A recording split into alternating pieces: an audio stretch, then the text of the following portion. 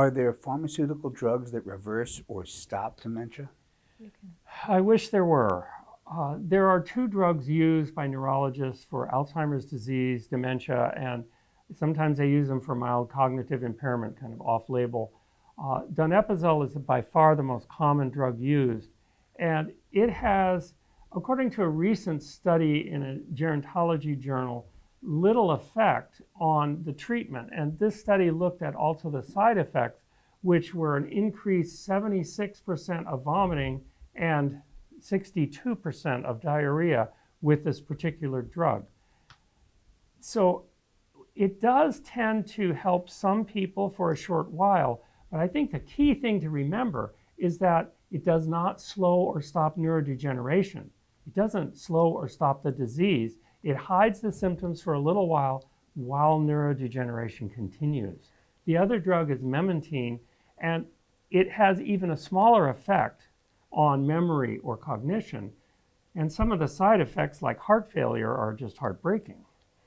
I would like to add that the side effects of donepezil, of vomiting and diarrhea, are a little bit dose dependent. And what we saw in the clinic was that if people were taking 5 milligrams of the drug, they had very little side effects.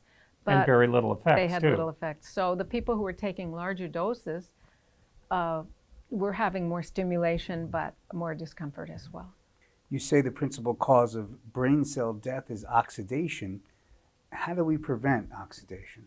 It's kind of a two-pronged effect.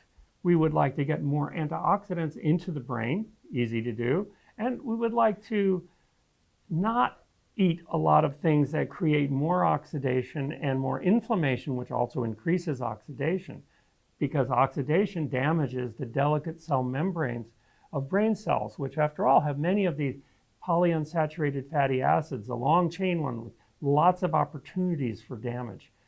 Some of the antioxidants that we used in the study were from food, some were from supplement, and some were minerals to support our own inside endogenous antioxidant systems. What foods or nutrients are ideal for memory? Well, I'd like to. Okay. One thing that we're looking at is foods that are high in the antioxidants. What we want is vitamins A, C, E, selenium, zinc, camphor, manganese, and the latter minerals help us create our own antioxidants. And those are found in fruits and vegetables and whole grains, nuts and seeds, and beans. So if you're getting a whole plant diet, you're really addressing a lot of those antioxidant needs. Now, you're not going to be getting those antioxidants if you're eating a lot of red meat or even chicken or any animal product. Basically, or fish. It's going to be extremely low in antioxidants, but also high in inflammatory substances that create more oxidation. And one example is endotoxins. And so when you have an animal that died, it has bacteria. We all know this, it has to be cooked. The bacteria is killed. But the leftover shells of the bacteria, coupled with the excess saturated fat, tend to get into our bloodstream. And when they do, our immune systems recognize this as a bacterial infection. And so increase inflammation in the bloodstream, which is also translated into the brain for a period of hours after a meal that includes these animal products. And this is a way to kill off brain cells rather than to protect them. You just mentioned foods that are bad for our brains and our memory and might contribute to dementia. Are there any others that we should know about? Saturated fats are something we really want to consider. The American Heart Association recommends now it's 5% of our daily calories as saturated fats, which if you're eating a normal 2,000 calorie day amounts to about 11 grams. So if you start looking at the saturated fat amounts in foods, you'd be amazed at how quickly it adds up. Half a can of Spam. I don't usually eat Spam, and it's been a long time, but in Hawaii, where we live, it's one of the 5 major food groups. Spam, everything. A half a can is 18 grams of saturated fat. Tell them about coconut oil. Give me a minute, honey. We've met people in the clinic who eat 2 cans of Spam at breakfast. Oh, mercy. So they're getting 36, 72 grams of saturated fat at breakfast, and they're only supposed to have 11 per day. Some of the other numbers are butter's only 4 grams. Well, 3 pats of butter adds up to 8 grams of saturated fat, so you're already almost at your limit with butter. So don't eat anything else that day, right? Hardly. I'm going to let you do the coconut oil.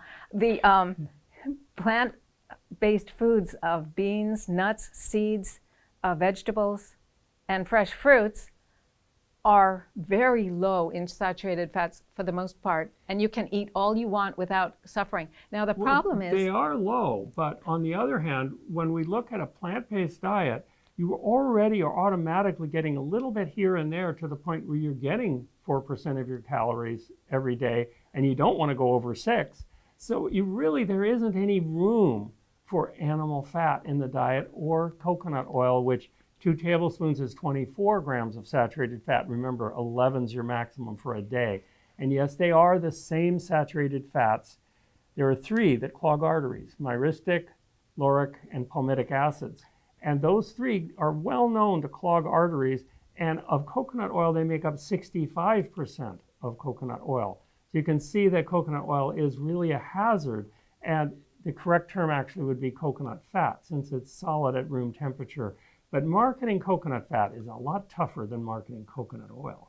Well, it's tricky because it's gotten so popular right now, even among people who have plant-based diets. They love to use coconut fat for everything. They make chocolates at home with it and stir fry, but it is adding up and overloading their saturated fat. And then the saturated in the fat plant kingdom, that's that high. goes into your body increases cholesterol in the body.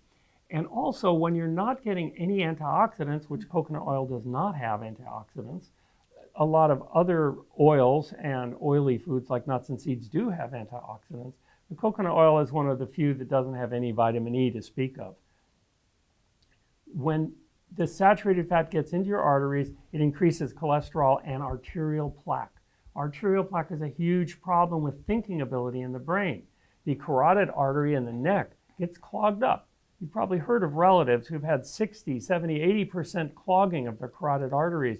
And this has been shown to reduce blood flow to the entire brain, lowering our memory, lowering our ability to think, and actually killing off brain cells.